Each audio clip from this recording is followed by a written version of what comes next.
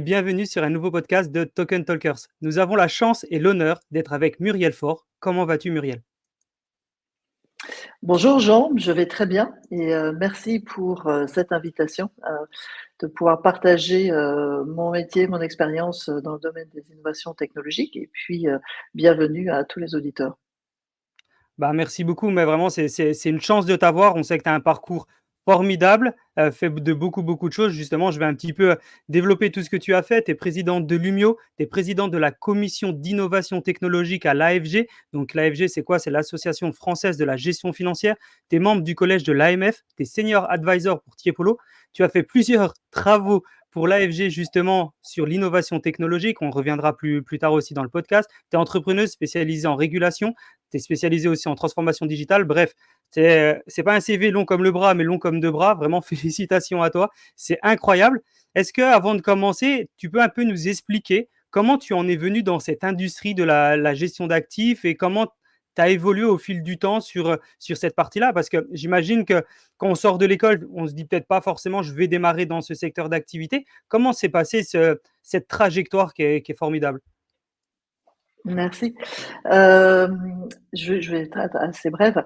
Moi, j'ai fait une école de commerce, l'ESSEC. En deuxième année, j'ai découvert la finance, les cours de finance. J'ai trouvé ça vraiment très sympa et je me suis dit, c'est ça que je veux faire. En sortant de l'école, j'avais deux voies, auditeur et analyse financier.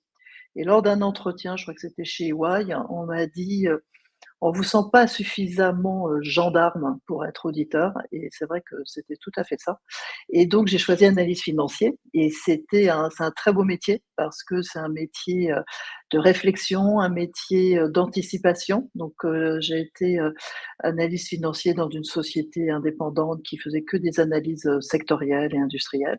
Après, j'ai rejoint une banque, la banque de Neuflize, et là, je me suis occupée de l'analyse financière sur des actions européennes et de mettre en place l'analyse sur les sociétés de gestion, sur les sociétés européennes. Et de la banque de Neuflize, j'ai découvert qu'il y avait des gérants de portefeuille et je trouvais ça très sympa parce que quand on est analyste financier, on analyse, on réfléchit beaucoup, on comprend des sociétés et on fait des recommandations. C'est bien, c'est pas bien, la croissance, l'objectif de cours, il faut acheter, il faut vendre. Mais moi, je trouvais que c'était frustrant, c'est de ne pas agir. Et donc, je suis devenue assistante de gestion et c'est comme ça après, dans mes postes suivants, que j'ai été analyste financier, analyste gérant. Et Ok. puis, au bout d'une dizaine d'années, j'ai créé ma société de gestion de portefeuille qui, avec des associés qui venaient du monde de la technologie de l'information. Donc, on est dans les années 90 et c'était tout le monde parlait d'informatique en France et nous on parlait de technologie de l'information parce que on voyait bien la digitalisation de tout, hein, l'alphanumérique, la voix, l'image.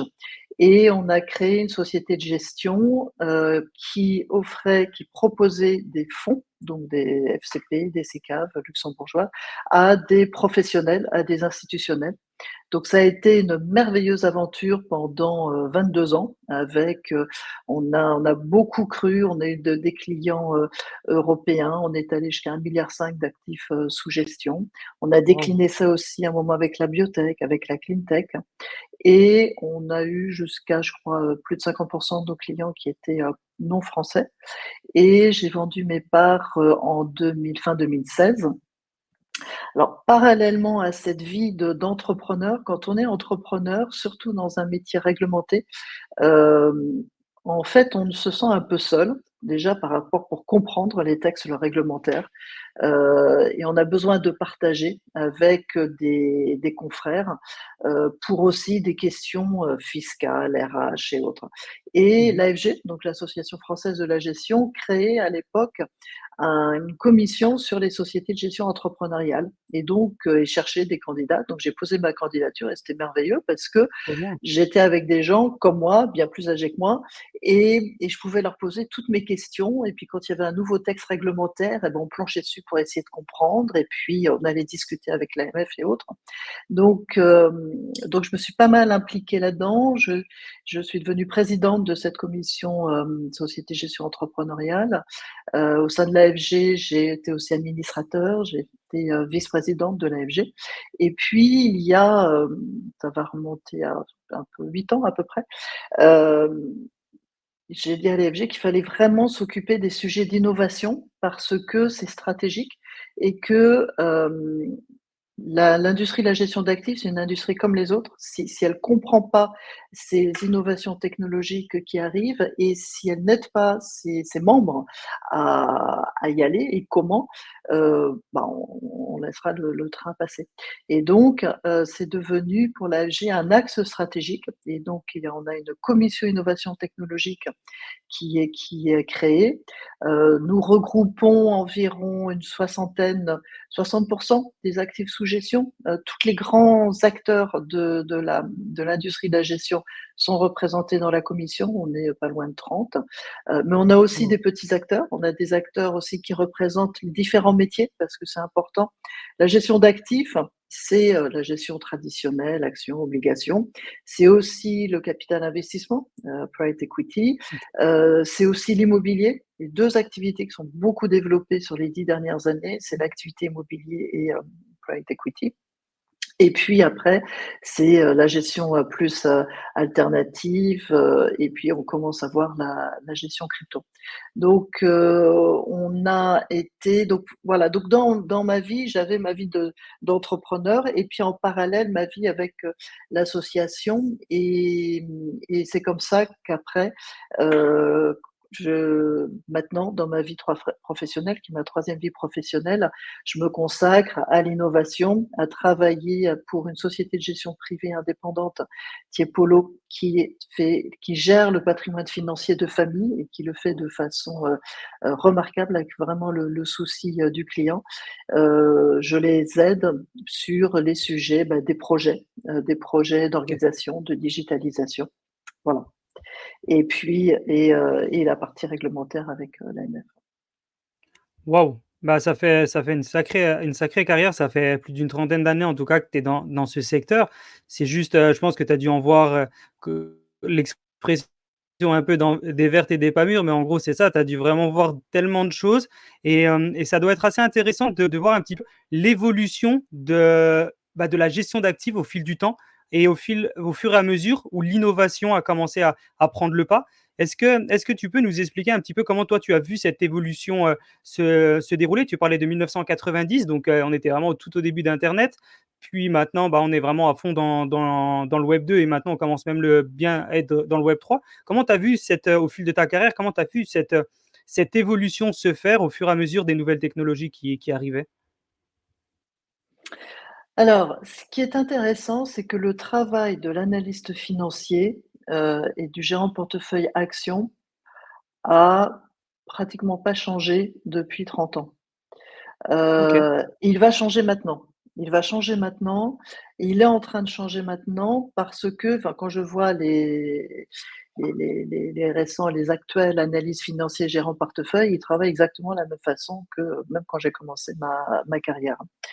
Ça va changer maintenant et c'est en train de changer parce que les gestions sont en train de devenir toutes des gestions en extra-financier, en finance durable.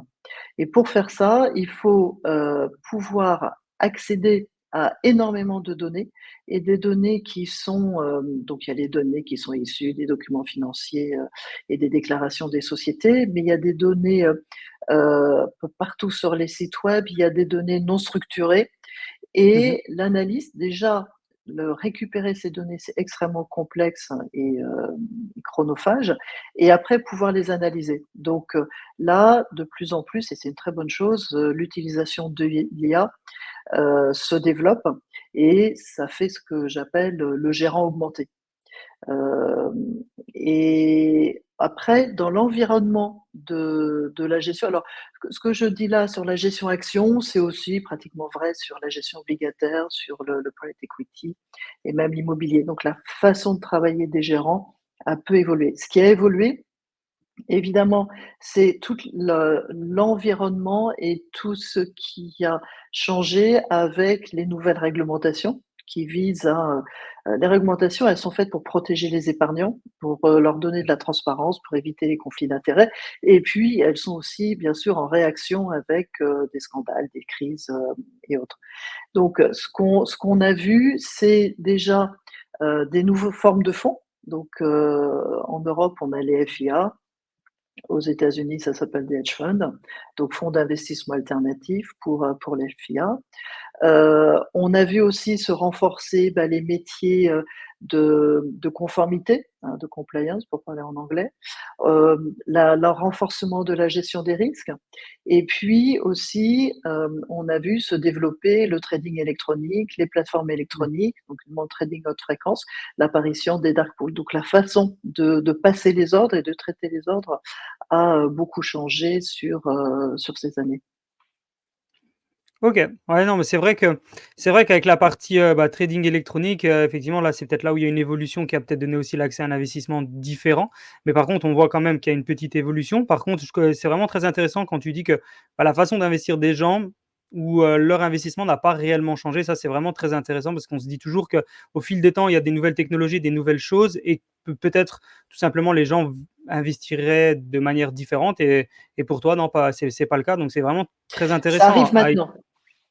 Ouais, maintenant avec le Web3 et les cryptos et ce genre de choses? C'est en fait, alors déjà, enfin, ce que j'expliquais avec la finance durable, hein, parce que c'est Ouais. c'est quand même un changement, très important et toutes les sociétés de gestion, développent ou transforment des fonds, en finance durable. Donc, c'est un pan essentiel de la gestion et donc, ce que j'explique, c'est que pour mener ça, on est obligé d'avoir d'autres outils et d'utiliser l'intelligence artificielle, sinon on s'en sort pas. Enfin, le tableau Excel, ça explose. Après oui, le Web3, hem, ça alors avant le Web3, c'est la blockchain. C'est l'arrivée de la blockchain, hem, a le potentiel de simplifier la vie des sociétés de gestion et de l'écosystème. Il y a une particularité quand même dans notre industrie, surtout quand on fait ce qu'on appelle de la gestion collective. C'est-à-dire qu'en fait, on on est producteur de fonds, donc de fonds communs, de SICAV et ces fonds, on les vend rarement nous-mêmes auprès de nos clients à nous, heu sauf si on a, des clients institutionnels qu'on gère, sous mandat. Donc on va passer par des distributeurs qui sont des banques privées, des plateformes qui, eux, accèdent au client final. Donc les sociétés de gestion, alors pour beaucoup, sauf si elles font de la gestion privée, ne connaissent pas le client final et l'utilisation de la blockchain pour le producteur permet de connaître le client final. Donc ça, c'est quand même un avantage extrêmement important.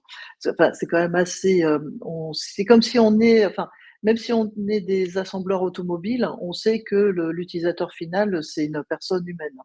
Nous, on a différents types de topologies d'investisseurs et c'est quand même très important de savoir pourquoi ils achètent nos fonds. C'est-à-dire que nous, on va produire les sociétés de gestion produisent tous les mois des reportings qui expliquent un peu leur performance. C'est envoyé aux distributeurs, Ouais. mais celui qui a les parts de nos fonds dans son portefeuille, est-ce qu'il a cette information? Non. Il voit que le fonds baisse, on lui explique pourquoi, mais voilà, il y a quand même un enjeu important et la blockchain, est capable de l'adresser, de Mmh. pouvoir connaître celui qui, in fine, a le fonds dans, son portefeuille, dans son contrat d'assurance. C'est quand même quelque chose de très important. Ouais, totalement, Donc la totalement. blockchain change tout ça et on est aussi une industrie extrêmement intermédiaire. Donc en fait, ça simplifie les process, ça permet aussi de simplifier pas mal de choses qui sont dans nos responsabilités, la lutte anti-blanchiment. C'est-à-dire que quand un client investit, on devrait s'assurer que si on le connaît en direct, que, il veut acheter ce fonds-là, mais est-ce que s'il vous dit: «Je veux de la gestion prudente» et il veut acheter, un fonds, de gestion alternatif, avec, beaucoup de risques et beaucoup de volatilité et beaucoup de risques, s'il vous dit qu'il veut quelque chose de pépère, est-ce que c'est adapté à lui? Donc la société de gestion, elle a la responsabilité de s'assurer qu'il y a une bonne adéquation entre ce que souhaite le client et ce que le produit qu'on lui propose. c'est aussi la responsabilité du distributeur de faire ça.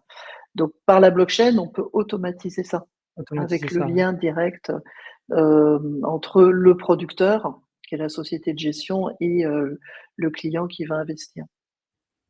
C'est très intéressant à écouter parce qu'on voit il y a quand même de l'évolution et que au fur et à mesure où il y a de la technologie, ça vous permet d'être beaucoup plus performant, d'aller beaucoup plus vite et d'apporter de la valeur toujours aux clients ou aux utilisateurs et cetera, et c'est vraiment très intéressant et c'est fou parce que souvent on se dit, quand on écoute parler les gens qui sont pas forcément, qui n'ont pas forcément de connaissance de la blockchain, tout le monde se dit: «Ah mais la blockchain, c'est un Ponzi». Enfin voilà, il y a tu connais tous les mots qu'on Mmh, entend parler par rapport à ça, et en fait, quand on écoute les gens qui travaillent, alors pas forcément les mineurs, mais même les gens qui travaillent sur la partie régulation, sur la partie développement, sur la partie, conseil, bah, on voit quand même que c'est tellement carré et il faudrait vraiment que les gens puissent comprendre encore plus le travail qui est fait déjà depuis des années, des petits acteurs, mais comme des gros acteurs comme toi, sur cette blockchain et sur cette technologie pour montrer justement que c'est en train de se développer. Et on parlait un petit peu de, juste avant, bah, de l'évolution qu'il y a eu. Comment, toi, tu, tu travailles, donc, enfin plutôt, quel est ton rôle avec l'AFG justement, et quel est le rôle de l'AFG justement, que tu diriges, enfin surtout la partie comité d'innovation. Quel est le rôle justement sur toute cette partie-là, sur la partie gestion d'actifs? mmh. Alors déjà l'AFG, donc l'Association française de la gestion, ça regroupe ses membres, ce sont des sociétés de gestion. Donc en Ok, France, il y a 700 sociétés de gestion agréées par l'AMF. Donc en fait, l'AMF d'accord, donne une licence pour, d'accord, sur la base d'un programme d'activité, pour pouvoir exercer, ce métier. Et les sociétés de gestion, en fait, elles gèrent l'argent de qu'on leur confie, donc et soit en direct quand elles connaissent le client, donc ça c'est la gestion privée, soit quand elles ont levé des capitaux à travers, en direct auprès d'institutionnels ou à travers des distributeurs. Donc elles gèrent, cet argent le mieux possible en fonction du mandat qui leur est confié. Il y a un point très important, la société de gestion n'a pas en dépôt l'argent qu'elle gère pour le compte des clients. C'est-à-dire qu'en fait, l'activité de gestion de portefeuille, c'est une activité pour compte de tiers. L'argent, les capitaux qui sont gérés par les sociétés de gestion sont déposés dans des banques. Donc ça, c'est quelque chose qui est, enfin, c'est important de distinguer ça. Donc, il y a 700 sociétés de gestion agréées en France. Il y en a 450 qui sont membres de l'AFG, avec les différents métiers, comme je décrivais tout à l'heure, la gestion traditionnelle, l'immobilier, le capital investissement, des gestions plus techniques. Et l'AFG, et puis on a aussi ce qu'on appelle des membres correspondants, qui sont des cabinets de consultants, des avocats, des fintechs et autres. Et l'AFG est organisée en commissions, qui sont des commissions soit sur des sujets précis, donc métiers, techniques financières, juridiques, compliance et autres, soit des sujets transversaux, comme innovation technologique ou finance durable. Donc moi, je préside la commission innovation technologique, qui est transversale, parce que ça concerne tous les sujets. Il y a aussi la commercialisation qui est concernée. Et nous avons notre activité, elle comporte 3 piliers. Il y a évolution réglementaire. Depuis qu'on a lancé la commission, on a beaucoup travaillé sur la partie crypto, sur ce qui était des projets. Donc on va travailler sur des projets réglementaires comme je pense qu'on y reviendra, le régime pilote européen, qui est un ouais. régime d'expérimentation en Europe pour ce qu'on appelle les security tokens, qui sont les titres financiers numériques.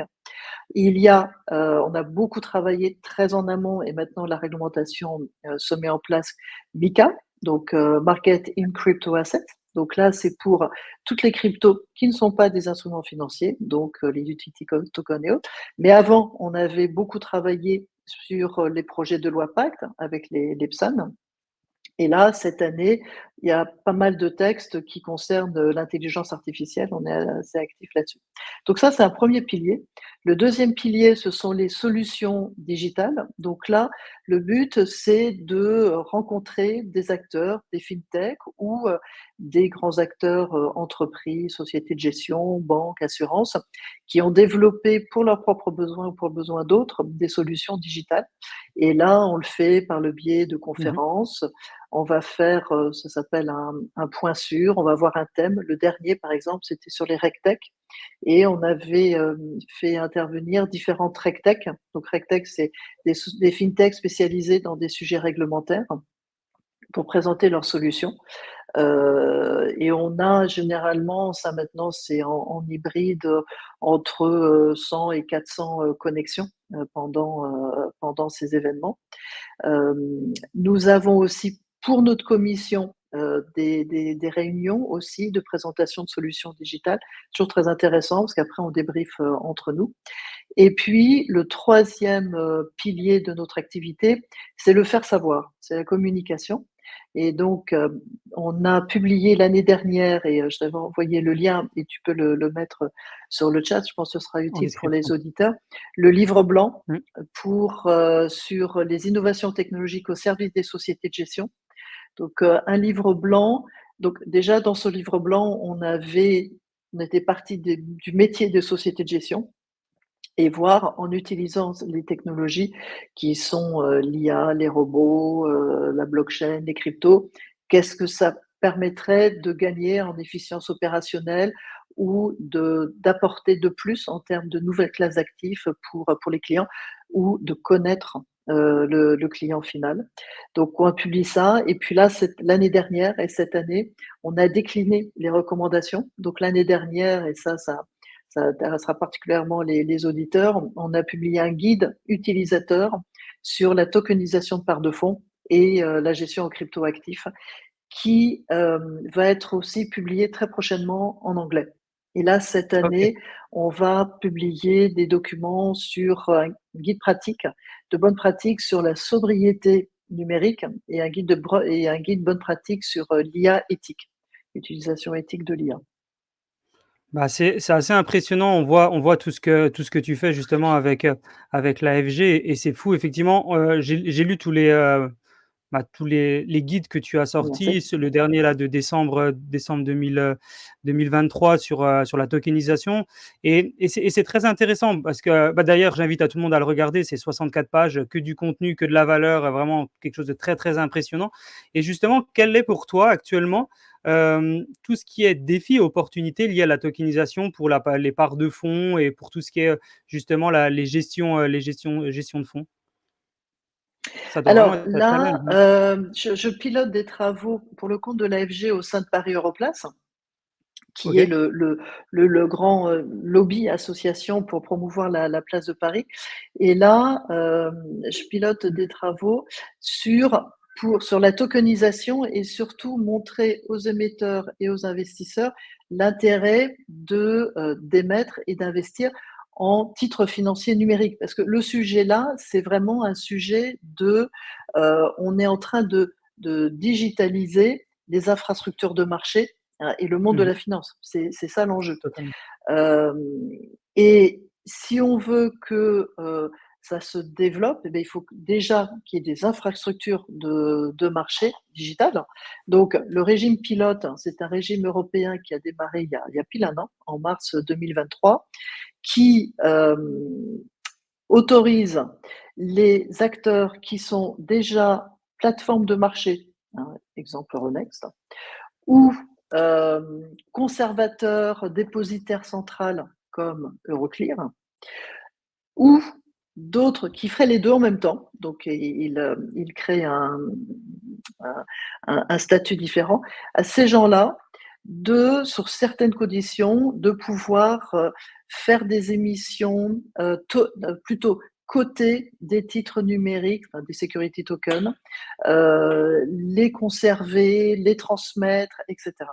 Le but de cette expérimentation, et ça c'est fait dans toute l'Europe, c'est déjà au bout de 3 ans de voir un petit peu ce qui marche pas, ce qui bloque. Et puis, ça peut être prolongé 3 ans de plus. On peut dire au bout de 6 ans, la Commission européenne, fort de ce retour d'expérience, adaptera les textes européens des instruments financiers avec tout ce qu'on aura appris de l'adaptation, de l'utilisation de la blockchain, de l'utilisation des cryptos là-dessus. Donc c'est ça la feuille de route. Le démarrage est lent en France là-dessus, parce qu'on se rend compte que, enfin, notamment nous, sociétés de gestion, on peut investir dans des cryptos sans avoir besoin de passer par le régime pilote. Donc ça, c'est un cadre qui est défini. Cela dit, à l'AFG et dans le cadre de Paris Europlace, on dit ça ne peut marcher que, que s'il y a des émetteurs qui émettent, parce que C'est sûr. s'il y a des infrastructures, c'est comme s'il y a des autoroutes, il n'y a pas de voitures, ben ça ne sert à rien. Donc, il faut des émetteurs qui émettent. Et puis, de l'autre côté, il faut des investisseurs qui investissent. Et on s'est rendu compte que, en fait, ces acteurs-là, ils comprennent pas très bien, ils savent pas très bien ce que c'est la Mmh. blockchain et autres. Et c'est vrai que quand on commence à expliquer, on devient très vite technique et on noie les gens. Donc c'est pour ça que je parle de on est dans la digitalisation des infrastructures de marché et du monde de la finance. Et donc les travaux qu'on mène et qui vont bientôt être publiés, c'est d'être très pédagogique pour les émetteurs, expliquant ça, voilà, on est sur la Mmh. digitalisation. C'est quoi l'avantage pour des émetteurs, donc des entreprises qui vont émettre des obligations et des actions? C'est quoi l'avantage pour elles? Et c'est quoi aussi l'intérêt pour elles de le faire avec des titres numériques? On est très transparent aussi, on leur dit que pour le faire, c'est compliqué encore maintenant, c'est long, il y a quand même une courbe d'expérience.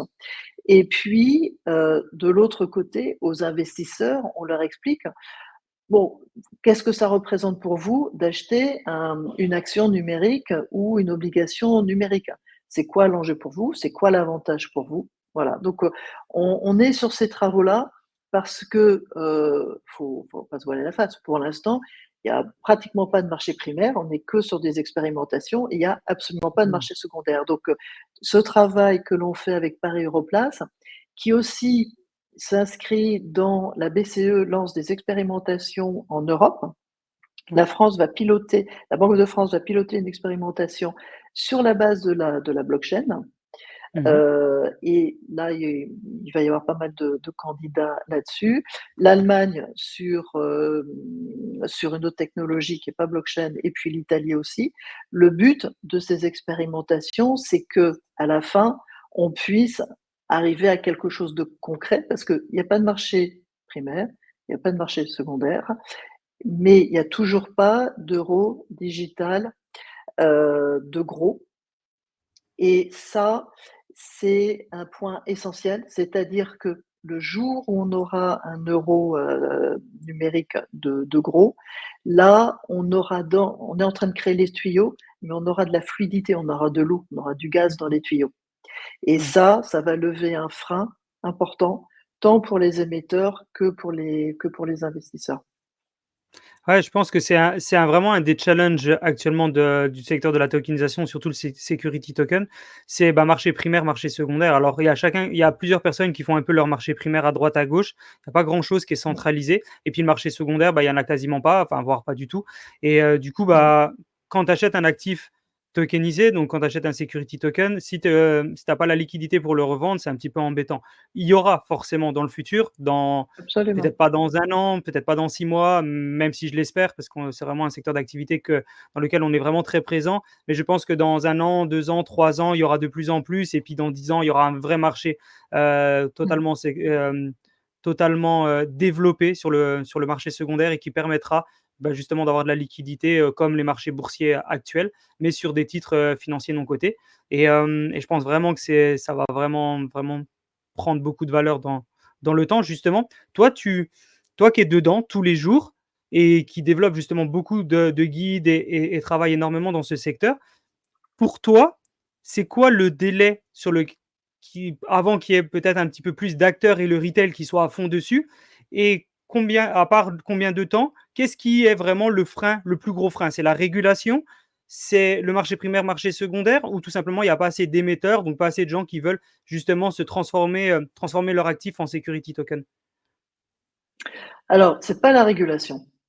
OK, C'est pas la régulation, parce que dans tous ces travaux de place auxquels je participe, ou que je mène, on échange avec les régulateurs qui sont, ouverts et qui disent: «Dites-nous, est-ce que vous identifiez des points de blocage, lesquels et autres?» Donc non, ce n'est pas ça. OK. Il y a vraiment un problème de pédagogie. Ce qui m'a frappé il y a pas longtemps quand parce que pour ces travaux, on a pas mal avec, mon ami, Olivier Taille est vice-président de la commission. On a pas mal interrogé des émetteurs et on s'est rendu compte que pour beaucoup d'émetteurs, la tokenisation de d'actions, d'obligations, ils découvraient ça depuis peu de temps. Donc Ouais, là, par exemple, dans les travaux que l'on met et dans le document qui va être, publié, en fait, dans le cas de Paris Europlace, on va continuer à faire de la pédagogie. Il faut vraiment faire de la pédagogie et il faut vraiment on a tendance à avoir un discours, trop technique. C'est-à-dire totalement. que quand on va s'adresser à des émetteurs, enfin, je pense pas que ce soit une bonne idée de leur dire: «Bon, ben, voilà, maintenant, 1 question, blockchain privé, blockchain public». Ouais, Non, l'émetteur, il veut lever un certain montant, il veut s'assurer qu'il y aura des investisseurs, que ces investisseurs, vont rester. Il veut savoir combien de temps ça va prendre et combien ça va lui coûter. totalement. Et donc, je pense qu'on a, nous, enfin, au niveau, enfin, dans les travaux que je mène pour la place, il y a tout l'écosystème. Et ça, ce qui est très bien, c'est que on se parle. Des fois, on n'est pas d'accord, mais au moins, tout le monde se parle. Ça, c'est quelque chose d'essentiel.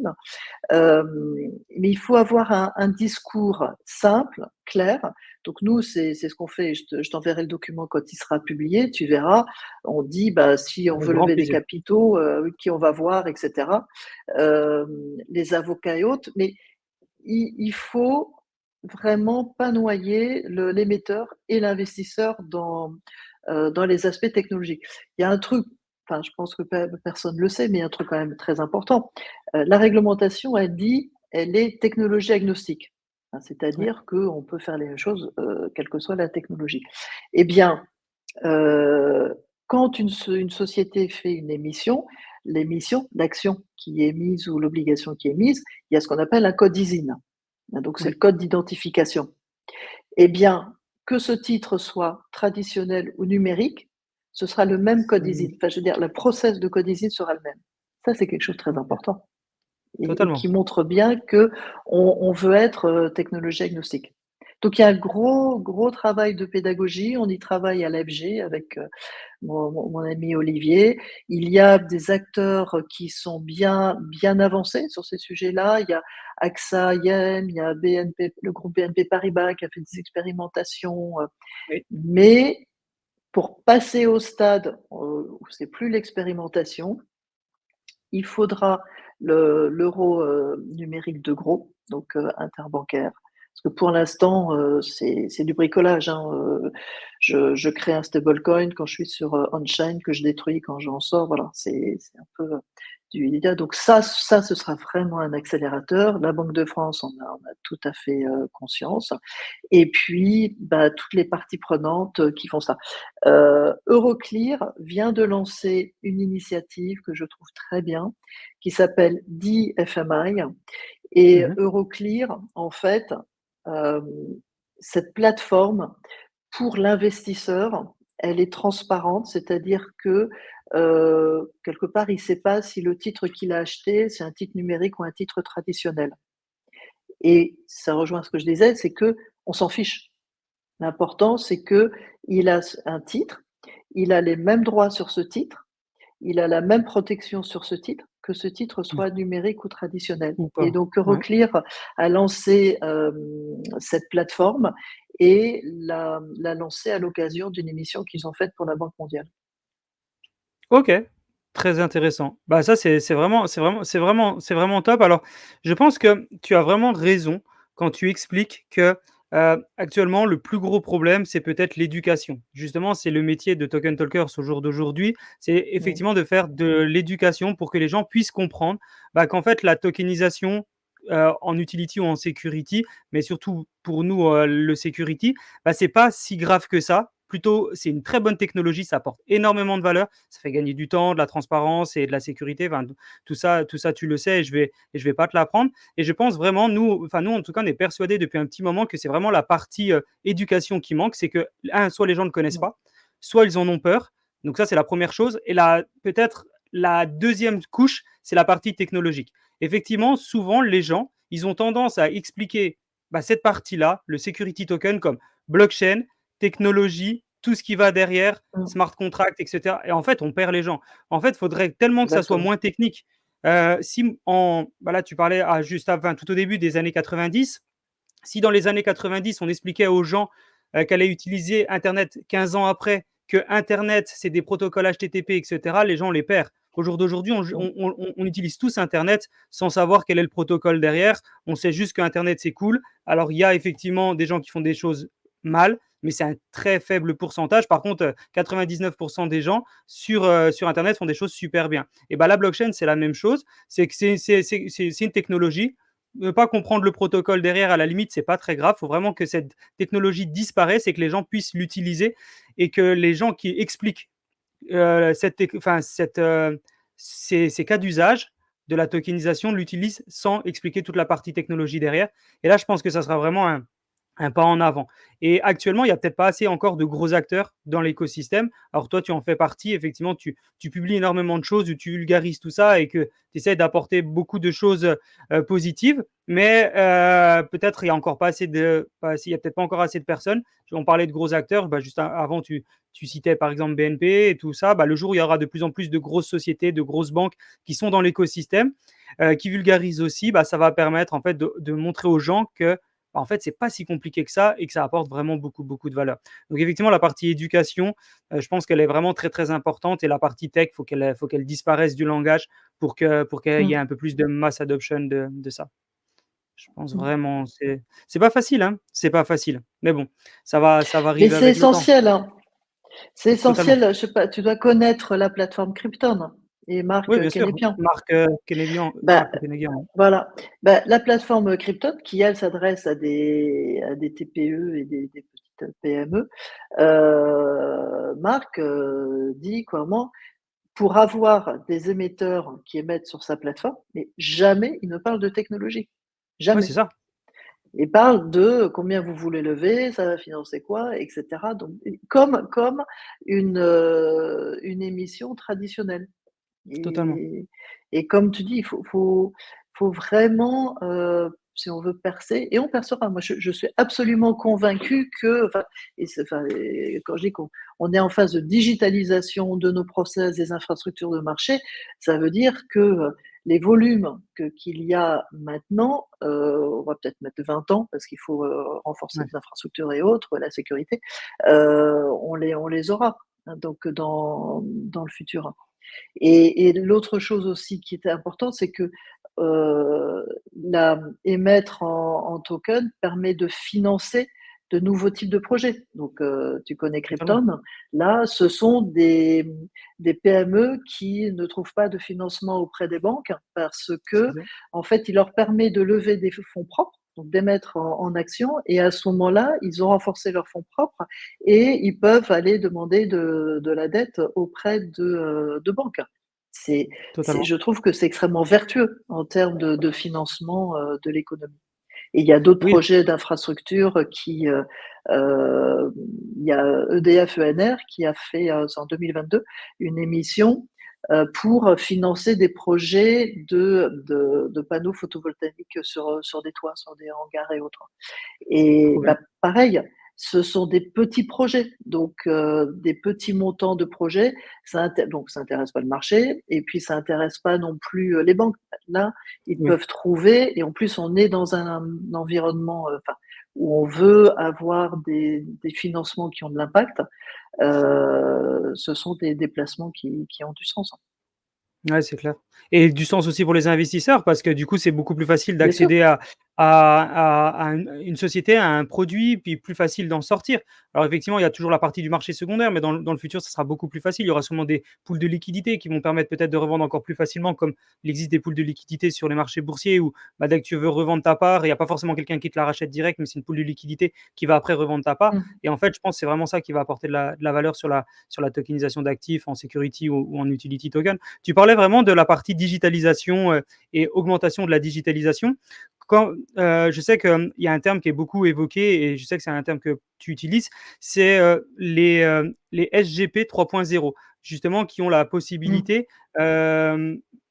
d'avoir, enfin, qui ont une transformation digitale, pardon, de la gestion. Est-ce que tu peux nous expliquer un petit peu et nous partager ta vision un peu sur c'est quoi tout simplement un CGP 3.0? Alors un CGP, donc c'est société de SGP, gestion de SGP, voilà, pardon, SGP. société de gestion de portefeuille, pardon. Et justement, qu'est-ce que ça implique? C'est quoi ta vision par rapport à ça et qu'est-ce que signifie être SGP 3.0?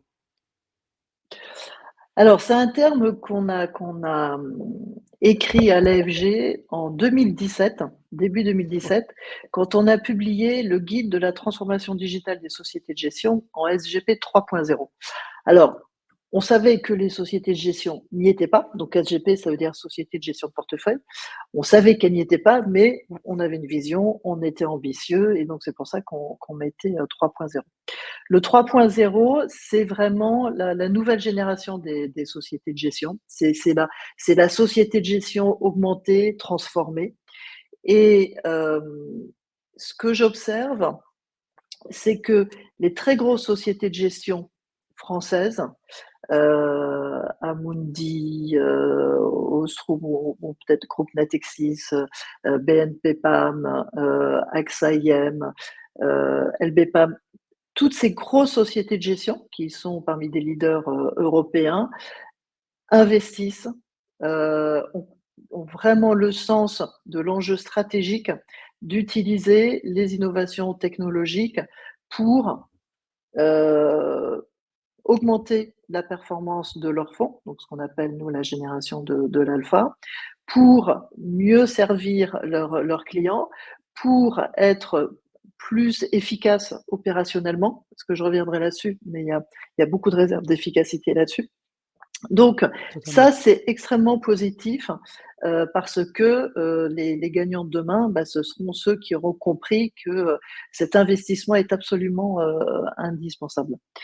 Après, donc j'ai dit 700 sociétés de gestion françaises, 450 membres de l'AFG. Il y a, je crois à peu près, bon, j'ai pas le dernier chiffre en tête, mais la moitié des sociétés de gestion qui gèrent moins de 150 millions d'euros. Donc Waouh! dedans, il y a beaucoup de sociétés de gestion qui sont des sociétés capital investissement, immobilier, et à moins de 150 millions, ça va très bien, hein, parce que, elles font très bien leur métier d'expert et autres. Après, il y en a une partie qui existe depuis un bon moment, qui font de la gestion, bien traditionnelle, large cap et autres. Bon, c'est plus difficile. Heu, c'est ces sociétés-là pour lesquelles ce message s'adresse il faut vraiment réfléchir à investir si vous voulez rester dans la course, Ouais, il faut vraiment investir parce que la gestion d'actifs. Alors les choses s'améliorent parce que les taux ont monté, mais quand les taux étaient à 0, faire du rendement déjà en obligation, enfin en monétaire, c'était impossible. En obligation, c'était difficile. Donc ils allaient chercher du high yield et autres. En action, c'était, tout à fait possible.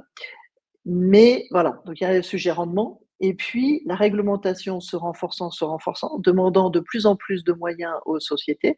La réglementation se posant des questions aussi sur le prix que paye l'investisseur particulier quand il achète des fonds, fait qu'il y a une pression sur les marges. Donc en fait, on est dans un environnement, alors avec, rendement plus faible, alors ça s'est amélioré avec les taux qui montent, mais bon les marchés, sont toujours assez, volatiles, et pression sur les marges. Donc, ça oblige les sociétés à repenser leur business model ou faire évoluer leur business model. Donc les très grandes sociétés de gestion l'ont très bien compris.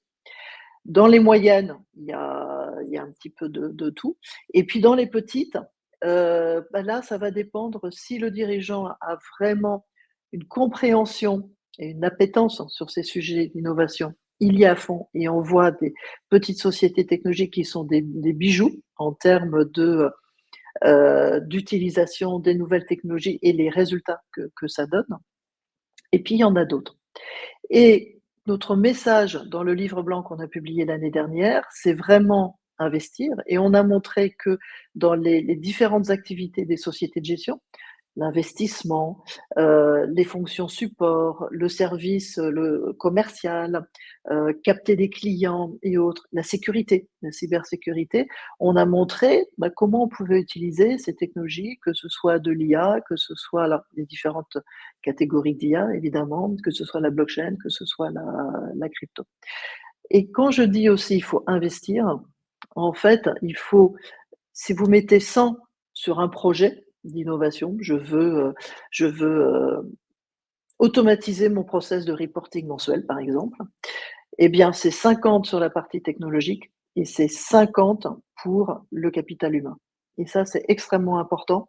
C'est-à-dire que l'enjeu, il est autant sur la partie technologique, les outils technologiques, l'intégration et autres, que la conduite du changement, que avoir les nouvelles compétences par rapport à cette évolution que l'on met en place dans la société de gestion.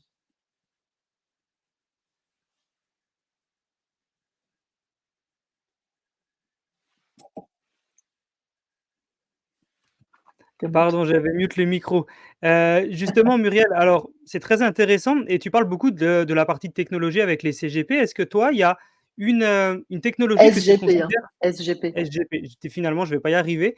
SGP, est-ce que pour Société de toi, gestion, c'est-à-dire société de gestion. voilà, alors pour les sociétés de gestion, est-ce que pour toi, il y a une technologie que tu considères vraiment essentielle pour ces sociétés de gestion, qu'il faut absolument qu'elles aient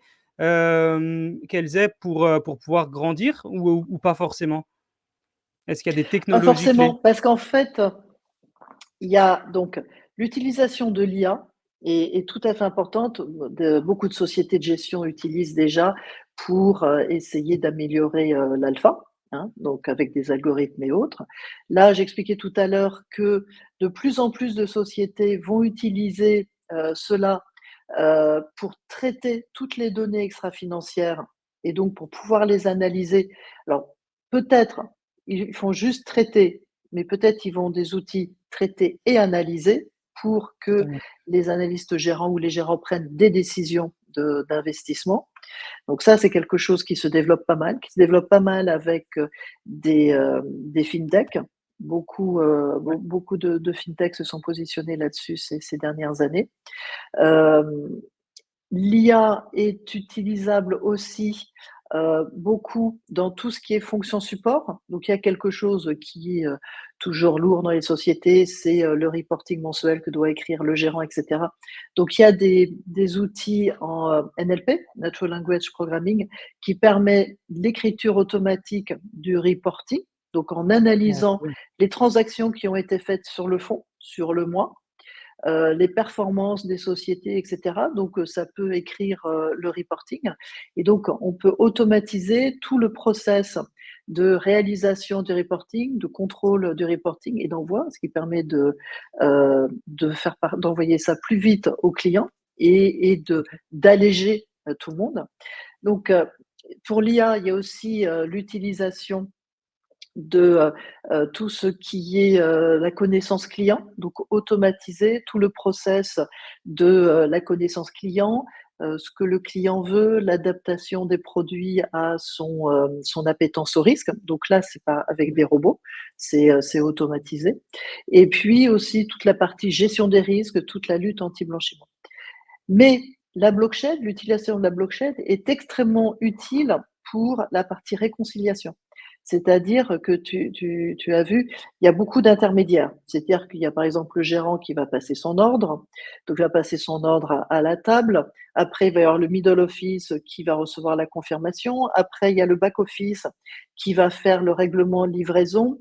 Et dans toute cette phase, et puis après, il y a tout le traitement avec les différents dépositaires et autres. Donc, pour pas se tromper, pour vérifier qu'on est bon, il y a plein de réconciliations dans tous les sens. La blockchain, simplifierait énormément ça. On n'aurait pas besoin de Ouais. réconciliation si tout est mis sur une blockchain. De la même façon, il y a quelque chose qui est extrêmement papier, manuel, c'est tout le collatéral, hein. C'est-à-dire Ouais. que, je mets du papier en collatéral, c'est du traitement manuel. Les prêts de titres, aussi. Donc la blockchain est précieuse là-dessus. Une autre chose aussi, et j'ai pas vu encore d'usage, de cas d'usage là-dessus, et je ne comprends pas pourquoi, c'est le vote aux assemblées. Donc les sociétés de Ouais. gestion, ont des obligations de vote aux assemblées et je ne comprends pas pourquoi ce process n'est pas encore mis sur une blockchain. Donc il y a sûrement des aspects techniques ou autres, ou peut-être un problème de Alors je crois que j'ai rentabilité, la mais réponse. il y a tellement de loupés. Vas-y. Je crois que j'ai la réponse. J'ai fait un call il y a pas très longtemps avec une société justement qui permet d'automatiser, toute cette partie-là et qui commence à travailler sur la blockchain. Et en fait, le souci, c'est que si tu fais du vote sur la blockchain, bah, tu vas émettre quelque chose qui va rester à vie sur la blockchain. Mais en général, quand tu as un système de vote, alors si on parle du vote électoral, par exemple, bah, en général, une fois que le vote électoral est fait, normalement, tu dois pouvoir brûler les bulletins.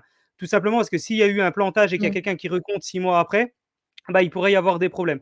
Sur la blockchain, le problème, c'est qu'une fois que c'est tracé, bah, tu peux plus le détruire en général. Et donc, du coup, Mmh. c'est pour ça que pour l'instant, lui, en tout cas, cette société-là qui est super performante, elle travaille justement pour faire les prochaines élections, je crois, de 2027 avec le gouvernement. Ils travaillent ensemble. Ils travaillent sur comment on appelle ça, un cahier des charges global qui a été donné par l'État. Et justement, ils ont beaucoup de problèmes parce qu'ils n'arrivent pas à allier et la blockchain et le système de vote ensemble. Et ça, ils travaillent dur là-dessus. Et il dit que le plus gros problème actuellement, c'est justement le fait qu'ils ne peuvent pas détruire les votes une fois qu'ils ont été faits sur la blockchain. D'accord. Ah oui, c'est intéressant. Ouais, je comprends et peut-être qu'il faudrait soit une évolution législative, mais en même temps, on peut pas, changer législativement pour dire qu'on détruit pas les votes. Soit C'est vrai. créer des smart contracts qui disent qu'on Qui se détruit les détruisent votes à automatiquement. partir d'un certain moment, qu'ils se Ça détruisent serait incroyable. automatiquement, ouais. Et trouver la Mmh mh. blockchain qui le permet aussi, Ouais, très bien. ça serait fou. Ça Voilà, serait c'est fou. ça. Parce que ça c'est vrai que, c'est un use case aussi bien pour, au niveau d'un pays que d'entreprises, extrêmement utile et sécurisant pour tout le monde. Mais tellement, tellement. Et surtout que maintenant, hem, pour beaucoup de sociétés, tout le monde travaille quasiment en remote. Il y a des gens qui sont un petit peu partout en France ou dans le monde. Et quand tu es une société et qu'en fin d'année, bah, tu dois faire ton assemblée générale et faire voter des gens, si c'est pas en physique, maintenant ça peut se faire par call et justement tu peux utiliser des sociétés comme ça qui permettent de tout automatiser et qui font Mmh. gagner du temps vraiment. Et en temps réel, tu vois les résultats, tu vois les votes, tu peux prendre des décisions. Les personnes qui ont voté vont recevoir un rapport de vote de ce qui a été voté au fur et à mesure, enfin à la fin des votes. Et ça permet vraiment d'automatiser beaucoup, beaucoup de choses. Et je sais qu'actuellement, on peut le faire, je crois, aussi sur à peu près 3000 personnes. La technologie permet de faire des votes à distance sur 3000 personnes, mais l'objectif, c'est dans le futur de le faire avec de plus en plus de personnes. Et je sais que la technologie en D'accord. mode call, pour l'instant, elle ne le permet pas. Mais par contre, dans le futur, elle permettra de faire peut-être 30 000, 300 000, etc. Pour faire, alors, il n'y a pas beaucoup d'assemblées générales avec 300 000 personnes, mais au moins des votations de plus en plus grosses et qui vont permettre ça, et notamment sur les sociétés de tokenisation, parce que quand tu tokenises un SPV et que tu as je ne sais pas combien d'investisseurs dedans et qu'en fin d'année, bah, tu dois faire l'AG de ton SPV, bah, en fait, Quelle si les gens horreur. ils sont un peu partout et qu'il y en a qui ont plus de droits de vote que l'autre, bah, il faudrait ce système qui soit automatisé. Ça commence vraiment à se faire, mais ça prend du temps. Et effectivement, je comprends un petit peu toutes les innovations technologiques que toi, tu considères comme importantes pour ces sociétés de gestion, parce qu'elles vont vraiment devoir bah, s'y mettre, tout simplement, parce que c'est vrai que la technologie, elle avance des fois plus vite qu'on a envie. Et ça, je pense vraiment que c'est important. Et Mmh. tu Mais as totalement raison. elles s'y mettent et nous, notre rôle à FG, c'est ça, c'est vraiment de faire la prise de conscience, d'être là. Par exemple, suite au livre blanc, ce qu'on va mettre en place, c'est, déjà, on a convaincu des sociétés de gestion de se dire: «Tiens, tel projet, je vais l'automatiser, le simplifier et cetera». Mais, Ouais, je à qui je m'adresse? Alors généralement, on appelle les petits copains et puis voilà. Mais là, le projet, c'est de créer un site où il y aurait des fintechs et des sociétés de consultants et autres et des hébergeurs et cetera, des sociétés IT qui s'inscrivent et les ouais, sociétés de gestion, elles ont là accès à, des prestataires. Alors Ça, enfin, l'AFG se fait absolument pas payer pour ça. Et pour vraiment être les mettre, enfin, qui puissent trouver des réponses à leurs questions et qui puissent vraiment Totalement. lancer les projets. On va lancer aussi, on a le projet de lancer des formations, des webinars pour un petit Ah, peu trop bien. décrypter. Et parce que là aussi, ils n'osent pas trop poser des questions ou d'essayer de comprendre. Donc, on va créer tout ça. Le but, et c'est le but d'une association professionnelle, c'est de le faire de la pédagogie, c'est d'être au service de ses membres. Et là, sur les sujets des innovations, c'est absolument passionnant, comme on le sait, toi et moi. Mais il faut aussi faire de la pédagogie, de l'éducation pour que dans une population, les gens comprennent comment ils peuvent utiliser ça dans leur business quotidien ou à venir. Ah, c'est clair. C'est clair, et je pense qu'il y a aussi encore une partie qui est importante, et on va justement venir sur le sujet, c'est la partie, un peu cybersécurité. Comment toi tu vois cette partie-là? Alors, je dis pas que tu es spécialiste en cybersécurité, mais, comment tu vois toi l'importance de la cybersécurité et de son évolution dans le secteur financier? Et comment tu mesures vraiment encore, cette partie-là, et qu'est-ce qu'éventuellement tu préconises, à des justement ces sociétés de gestion, par rapport à toute cette partie-là? Alors, quelque part, c'est assez simple parce que l'AFG, depuis un bon moment, et grâce à un responsable d'un groupe de travail, adresse la cybersécurité en créant des fiches pratiques extrêmement bien faites Cool. sur, par exemple, la gouvernance, hein. C'est-à-dire que, on sait que de toute façon, un jour, on aura un gros pépin. Donc comment on réagit? Deuxièmement, comment pour prévenir ça, je m'organise? Qui est-ce qui est le responsable, data? Quelle est ma cartographie des données? Hein, c'est quoi mes données, ultra sensibles, moyennement sensibles, pas du tout sensibles? Comment je les Génial. protège? Est-ce que j'en mets dans le cloud public, d'autres dans le cloud privé, d'autres je mets en premise? Donc il y a tout ça qui est très, très bien, travaillé, et les membres de l'AFG sont très, très bien informés là-dessus. Et pour les services financiers, il y a une réglementation qui se met en place, là, qui s'appelle DORA, qui, OK. et c'est une bonne chose, qui pousse, qui demande aux acteurs de justement avoir une stratégie, cybersécurité, tant eux internes qu'avec leurs prestataires. Et ça aussi, Mmh. c'est important. Je ne sais pas si tu te souviens, mais il y a beaucoup de sociétés qui avaient été hackées parce que ces sociétés-là étaient clientes de Sage. Sage, gros fournisseur et acteur logiciel comptable, et la faille était dans le logiciel de Sage. Donc, c'est aussi très important de s'assurer la sécurité qu'on a en interne, en faisant régulièrement des tests d'intrusion, du phishing, et cetera, et aussi vis-à-vis de nos prestataires. L'AMF a publié c'est sur internet, une synthèse spot, donc ce sont des contrôles, heu, des sociétés de gestion vis-à-vis de leurs prestataires, et a émis un certain nombre de mauvaises pratiques et bonnes pratiques. C'est sorti, fin OK. d'année dernière. OK, OK. Bah, très intéressant, et ça tombe bien que tu viens sur le sujet de l'AMF. C'est justement, l'une des prochains sujets que je voulais qu'on voit ensemble. On sait que tu fais partie donc du collège de l'AMF. Est-ce que tu peux nous en dire un petit peu plus sur, bah, c'est quoi tout simplement ce collège de l'AMF? Parce qu'on en entend très peu parler. Donc, bah, très intéressé de savoir un petit peu, bah, c'est quoi le collège de l'AMF, et c'est quoi ton rôle au sein de ce collège? Comment ça fonctionne? Alors déjà, l'AMF, c'est l'Autorité des marchés financiers. Donc en France, c'est donc l'équivalent aux États-Unis, c'est la SEC, par exemple. Ouais. En France, c'est l'autorité qui a pour mission de protéger les épargnants, quels que soient leurs investissements et autres. Et à ce titre-là, l'AMF publie très régulièrement des mises en garde et des analyses contre les arnaques et arnaque crypto, parce que c'est ce qui a quand même beaucoup augmenté sur les dernières Totalement. années. Avant, il y avait arnaque forex et autres, hein, et les fraudes. Hem, c'est aussi la le bon fonctionnement des infrastructures de marché, c'est-à-dire que la bourse européenne Euronext est sous l'égide de l'AMF. Euroclear, que je mentionnais, qui est le grand conservateur central, et sous l'égide de l'AMF, donc s'assurer que toutes les infrastructures de marché fonctionnent bien et toutes les bourses sous l'autorité de l'AMF.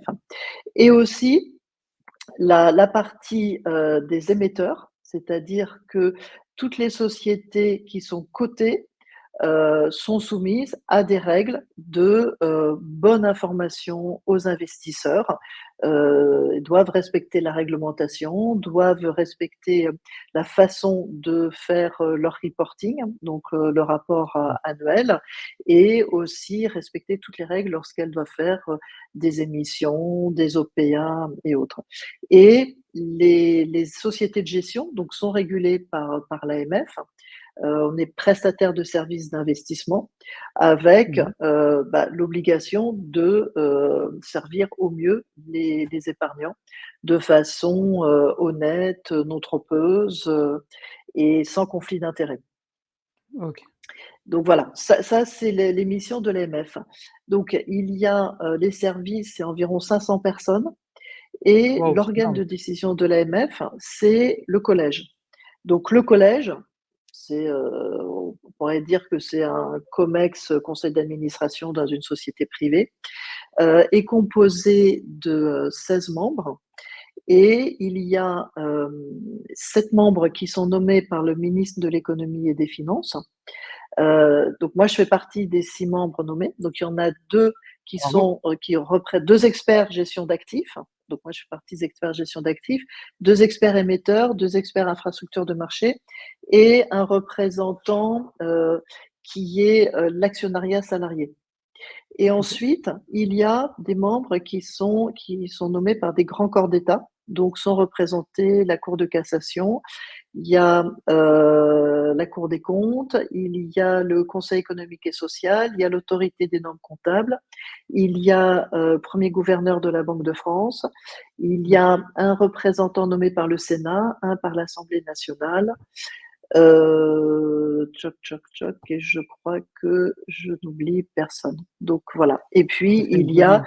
le ou la présidente, donc actuellement c'est une présidente qui est nommée par le président de la République. Et Waouh! Ah donc oui, c'est le notre président rô de la République qui valide la présidente de l'AMF. Ah, je savais exactement. pas. OK. Ouais. Et donc Donc notre c'est rôle, c'est de en fait, nous, tout ce qui, sort de l'AMF, tout ce qui est publié de l'AMF, les avis de l'AMF, viennent du collège. Et donc autant les publications que les évolutions du règlement général de l'AMF, qui est le socle de ce que les acteurs peuvent faire, pas faire. L'AMF aussi est très actif au niveau des des discussions au niveau européen, international par rapport à des évolutions réglementaires ou par rapport à des nouvelles, réglementations. Nous avons aussi donc tout ce qui concerne les émetteurs. Donc, quand vous avez par exemple, quand vous avez lu, récemment sur, Casino que l'AMF a décidé ça, ça passe par le collège, par exemple. donc c'est un système de votation en gros. Tu prenais ça un petit peu comme un COMEX, donc effectivement vous avez des assemblées, donc ce fameux collège ensemble où vous allez En fait, débattre on de se certains réunit sujets? plus souvent. On se réunit un Ouais. mardi sur 2. Ah Donc quand parce même! qu'il y a beaucoup de choses à Ouais, oui, c'est oui, ça. il y a beaucoup de choses à travailler et à décider. Hem, mais enfin, je trouve ça important que les auditeurs le sachent, qu'ils aient conscience du fonctionnement de l'autorité des marchés, parce que c'est quand même, Totalement. ça la responsabilité sur le fonctionnement de même de l'économie française est important et même au niveau européen et c'est important de savoir ça fonctionne en collégialité. Il y a une véritable collégialité au sein du collège de l'AMF. Donc c'est vraiment des décisions qui sont prises, pratiquement en consensus ou unanimement sur, beaucoup de sujets et notamment les enregistrements PSAN passent par le collège. Donc toute société qui est agréée ou enregistrée PSAN, c'est, le collège qui a, donné sa décision d'agréer ou non et d'enregistrer ou non. Et ça représente combien de sociétés à peu près par, du coup, toutes les 2 semaines sur lesquelles vous devez dire oui, non à chaque fois? Ça Ça prend dépend, du temps? ça Ouais, dépend. Sur les PSAN, de mémoire, je crois qu'il y a environ 100 sociétés enregistrées ou agréées, sachant qu'il y a très, très peu de sociétés agréées. Je crois qu'il doit y avoir 2 sociétés agréées et tout le reste, ce sont des sociétés enregistrées. oui, La différence entre les 2, c'est que la société enregistrée, elle doit, montrer tout son programme et tout ce qu'elle fait pour la lutte anti-blanchiment et les fondateurs et les dirigeants doivent avoir doivent être honorables, donc doivent avoir fait preuve de leur honorabilité et de leurs compétences. Ça, c'est la partie enregistrement qui est light et la partie agrément, là, il y a tout un programme d'activités, donc ils doivent montrer leur organisation, ils doivent montrer beaucoup leur organisation pour, lutter contre les risques de cybersécurité, tout leur fonctionnement, toute la façon dont ils font le reporting vis-à-vis de leurs clients, la gestion des conflits d'intérêts, et cetera. c'est très, très intéressant. Bah, c'est important que tu puisses faire la différence entre les 2 parce que souvent et beaucoup de gens, hein, confondent Mmh. enregistrement, agrément, enfin voilà, personne sait vraiment, c'est quoi la différence, donc c'est vraiment très bien que tu le dises. Et moi ça c'est pareil, il y a peut-être un an en arrière, j'ai dû vraiment faire un travail pour savoir quelle était la différence entre agrément et enregistrement parce que même moi personnellement, je savais pas et c'est important que tu le dises parce que je pense que ça va aider beaucoup, beaucoup de gens. Et quand on parle de la partie PSAN, mais j'imagine que vous travaillez aussi sur tout ce qui est PSFP et puis, tout ce qui va autour, j'imagine? Il y a pas que le Oui, PSAN? absolument, Ouais, ça doit absolument. pas être facile, Alors, hein? je voulais préciser justement parce qu'il y a la réglementation MiCA qui est là et donc la réglementation MiCA, sur la partie des acteurs est vraiment, très, très, très inspirée de ce que la France a mis en place, sur les PSAN et là, ça Ah, s'appelle trop les bien. CASP, Crypto Asset Service Providers. Et donc là, c'est pratiquement un copier-coller. Donc pour les sociétés qui sont actuellement enregistrées, elles devront être, soit elles devront soit elles demandent leur agrément, OK, sinon elles arrêteront. Donc il y a une marche à franchir. Pour celles qui sont déjà agréées, bah, en fait, elles ont franchi le gros de la marche et ce qui est très bien, c'est qu'une société PSAN agréée en France, à ce moment-là, elle va demander son agrément MiCA et demander le passeport. C'est-à-dire que quand on est agréé MiCA, on peut opérer dans les pays européens où on veut opérer. Donc, génial. toutes celles qui sont agréées, c'est un énorme avantage. Alors, c'est sûr qu'elles ont beaucoup travaillé avant pour leur organisation, mais c'est un énorme avantage parce que là, elles pourront être vite opérationnelles sous MiCA. Toutes celles qui sont enregistrées, et c'est la grosse majorité, enfin, pratiquement la totalité. Là, j'imagine qu'elles sont en train de mener la réflexion de, qu'est-ce qu'elles font?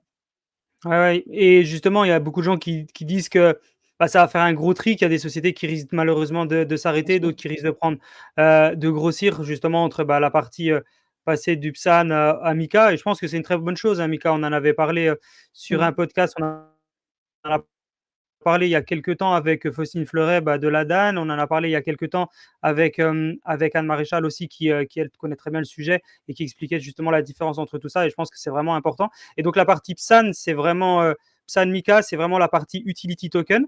Et puis après, il y a la partie security token où c'est le DLT, hein, si je dis pas de bêtises. Est-ce que C'est tu ça. peux nous en expliquer un petit peu plus sur le DLT parce qu'on sait que c'est quelque chose, donc on a parlé du régime pilote plusieurs fois, on sait que c'est quelque chose que tu connais aussi. Est-ce que tu peux nous en dire plus un petit peu de bah, comment va se préparer le DLT si bien sûr tu le sais et quel est le DLT en Europe? Alors donc le régime pilote est en place depuis 1 an. Donc le régime pilote, il dit qu'il y a 3. Donc c'est sur vraiment l'infrastructure, il y a et que sur les security tokens. Il y a 3 types d'acteurs. Il y a ceux qui sont des plateformes d'échange, donc c'est, des LTTS. Après, il y a ceux qui font la conservation, la tenue de registre. Donc ça, ce sont les DLT-SS. Et puis après, il y a un nouveau, statut qu'il crée, qui est le statut de ceux qui font les 2. C'est-à-dire qu'ils considèrent que sur DLT-TSS. blockchain, on pourrait faire TSS, les DLT TSS. Donc actuellement, soit des nouveaux acteurs disent: «Bah, moi, je monte un dossier auprès de l'AMF, ou de la CPR pour être, un de ces représentants», soit je suis déjà, enregistré, agréé auprès de, la CPR, comme, conservateur, ou je suis déjà agréé auprès de l'AMF comme plateforme d'échange et je veux, lancer un projet de, DLTSS ou DLT, TS.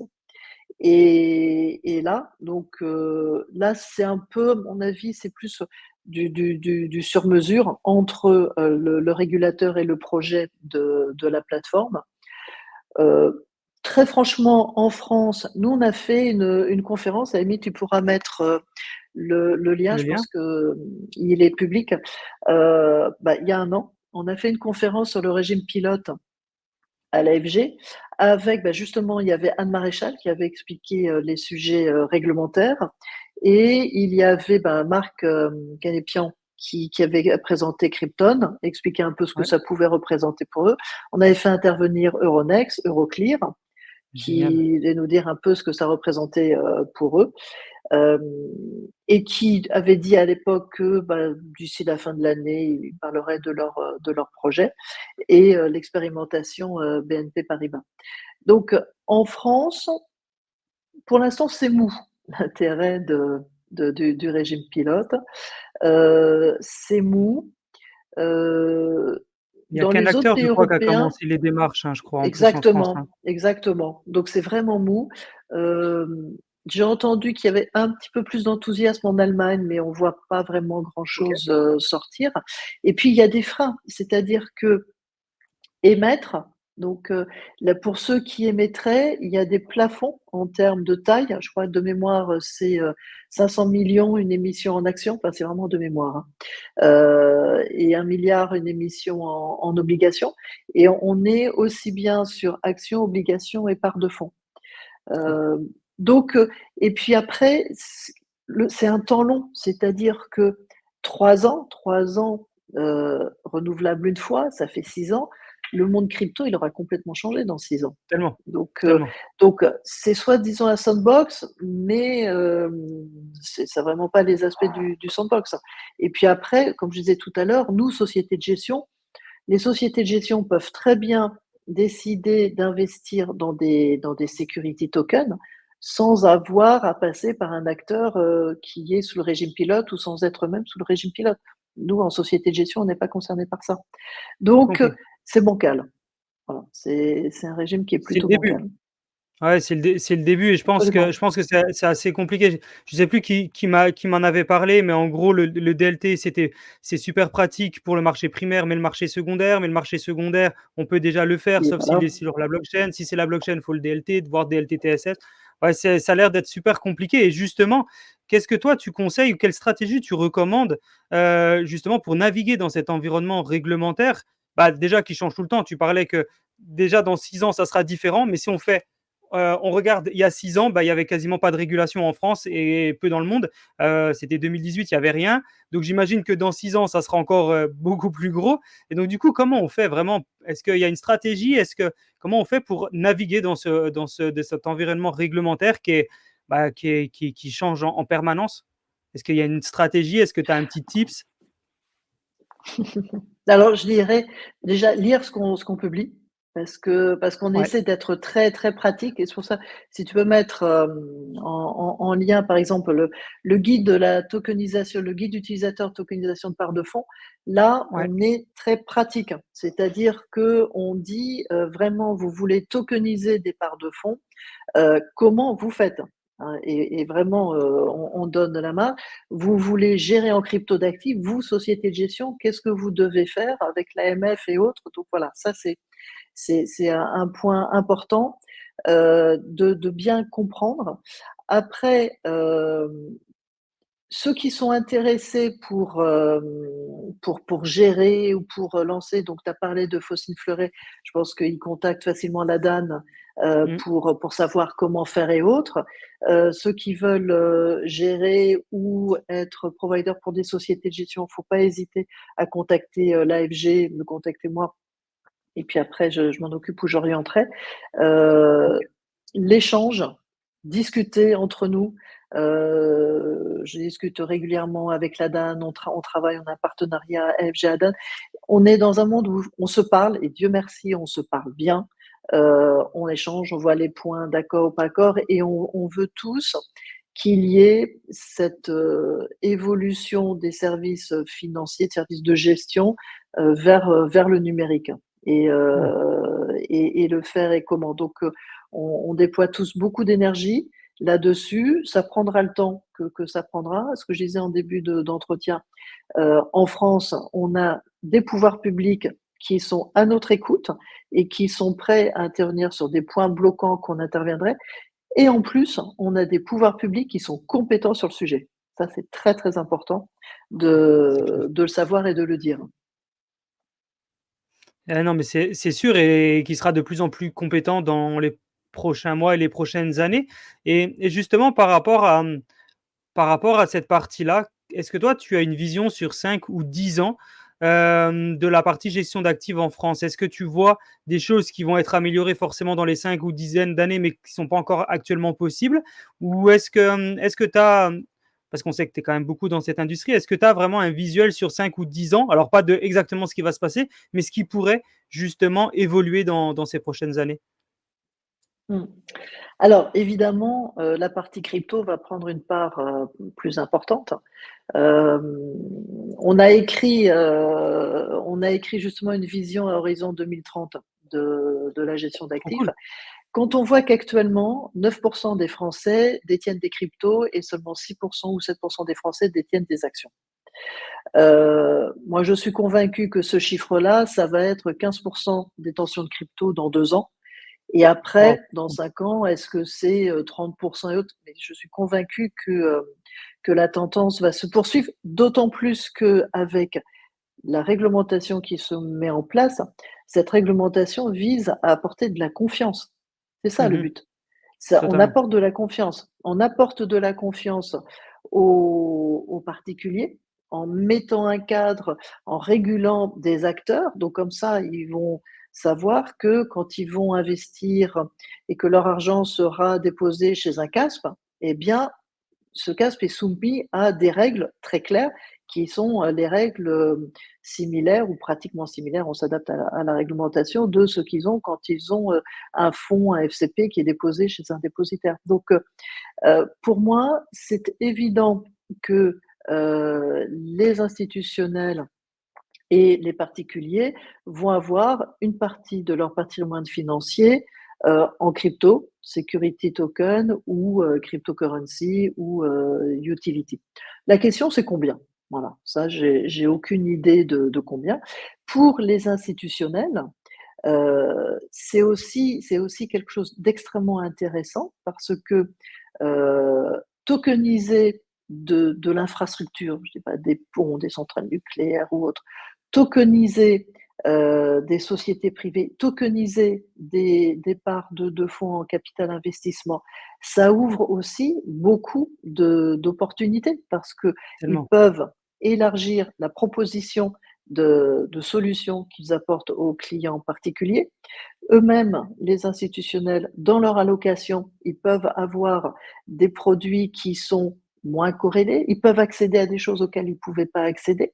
Donc, ça va aussi améliorer l'allocation d'actifs des investisseurs institutionnels. Donc Totalement. tout ça est extrêmement positif et ça va se mettre en place, peut-être assez vite. Tout va dépendre de la quantité d'acteurs qui vont demander les agréments sous MiCA. Mais on a quand même le gros sujet de ça ne marche que s'il y a un marché secondaire. Heu et et là, ben, c'est pour ça qu'on y travaille. Mais donc moi, j'ai cette conviction que, ça c'est là pour durer, pour se développer, pour s'institutionnaliser et quand ça va s'institutionnaliser, que ça donne la confiance, il y aura évidemment beaucoup plus de monde.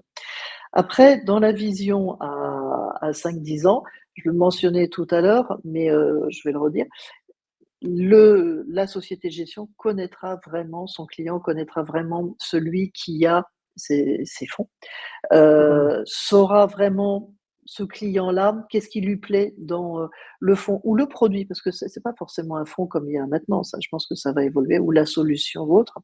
Ce qui lui plaît, ce qui lui plaît pas, il y aura un dialogue. Pour ça, les sociétés de gestion devront aussi faire un gros travail de marque, donc les gros acteurs le font, mais je pense que les petites peuvent très bien le faire. Il y a pas mal de, dans d'autres secteurs, des acteurs qui travaillent la marque sans être des mastodontes, en lien direct avec l'investisseur. Donc ça, c'est quelque chose que les sociétés de gestion devront apprendre. Alors toutes ne l'apprendront pas, mais devront apprendre.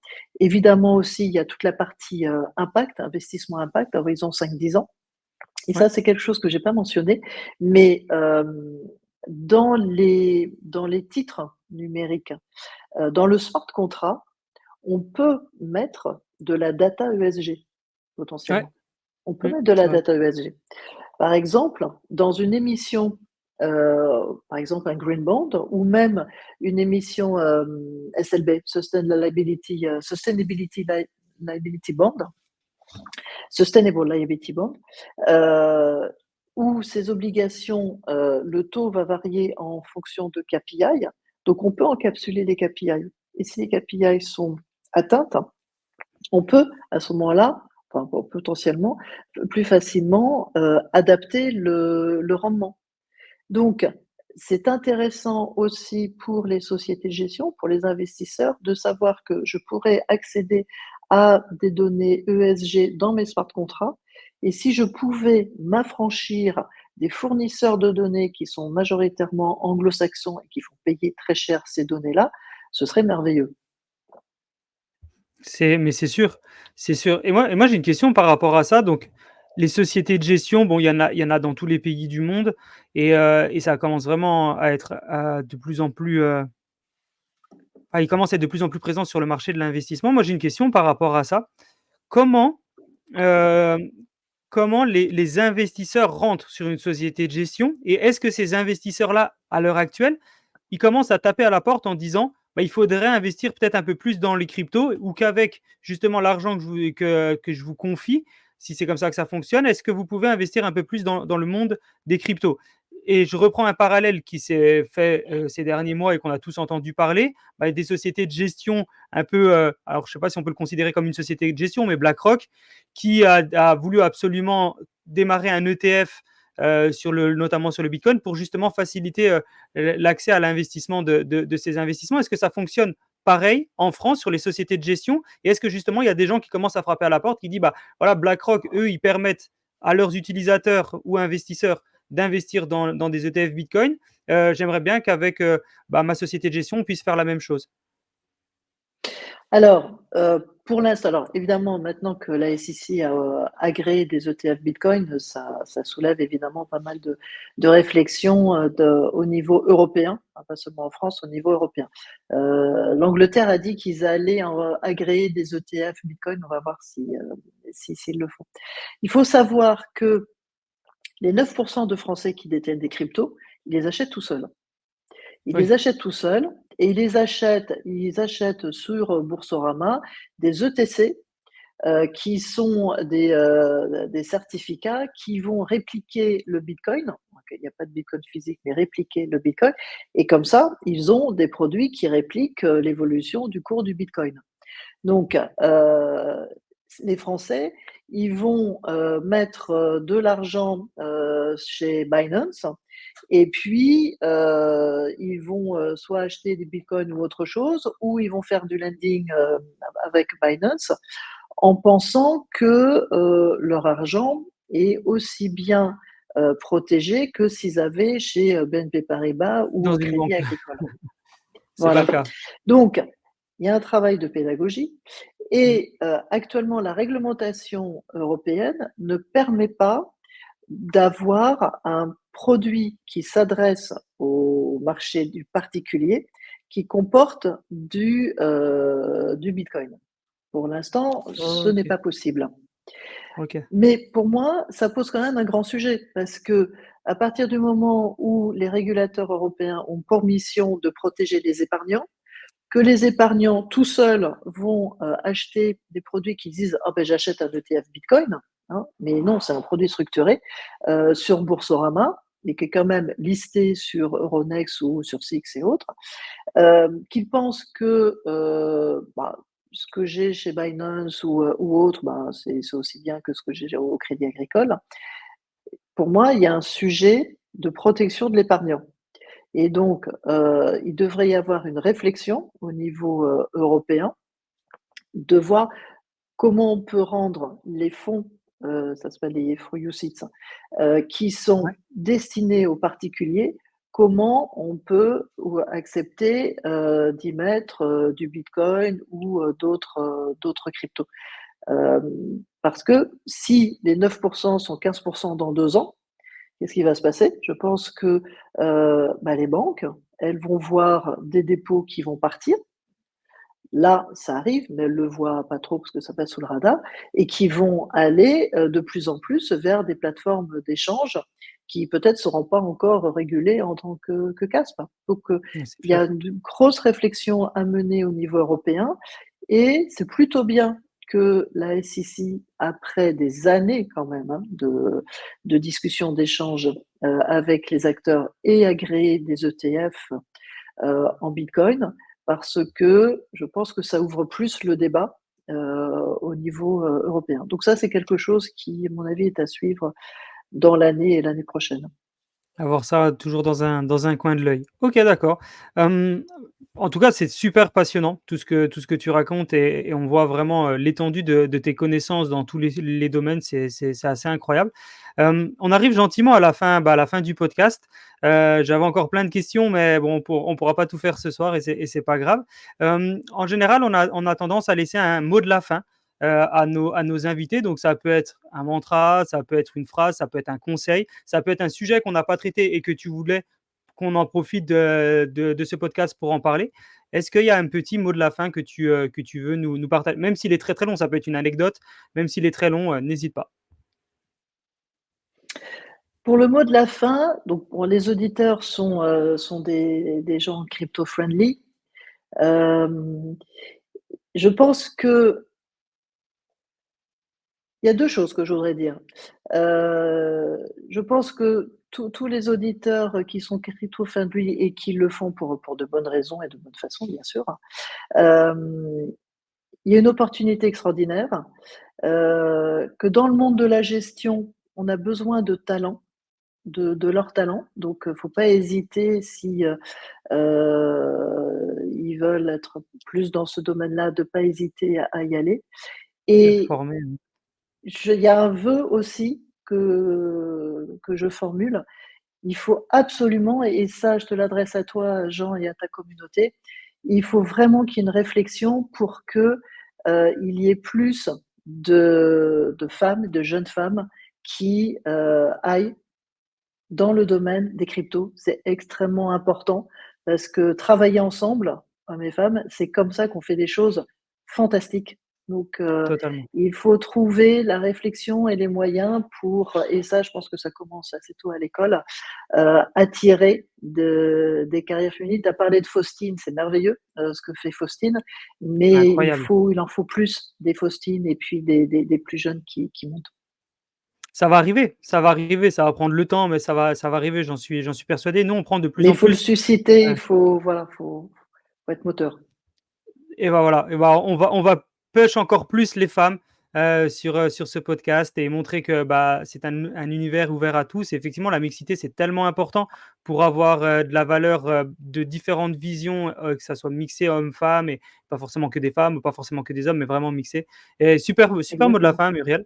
C'est très intéressant en Merci. tout cas, je partage la même vision que toi et merci vraiment de l'avoir, par partagé parce qu'il y a pas tout le monde qui le partage et qui le dit, donc c'est très important de l'avoir dit et vraiment merci pour ça. En tout cas, c'était un plaisir, Muriel, de t'avoir. On va mettre tous les liens en description, de tout ce que Muriel nous a dit tout au long du podcast, donc n'hésitez pas à regarder en description toutes les informations, que Muriel nous a partagées. Encore un grand merci, Muriel, pour ton temps, pour Merci tes Jean. explications, pour ton savoir précieux que tu as su nous partager. Ce n'est pas le cas de tout le monde. Souvent, il y a des gens qui ont plein de connaissances, mais qui ne le partagent pas. Toi, tu n'as aucun problème. Tu partages tout ce que tu connais, toutes tes connaissances. C'est vraiment un grand plaisir. Donc, voilà, ravi d'avoir Merci. fait Bah, c'était un ta grand plaisir connaissance. pour moi aussi. C'était un grand plaisir, un bon moment de partager et d'échanger, avec toi Jean et puis avec, ceux qui nous écoutent. Merci beaucoup, Muriel. À très vite sur la chaîne de Talk and Talkers.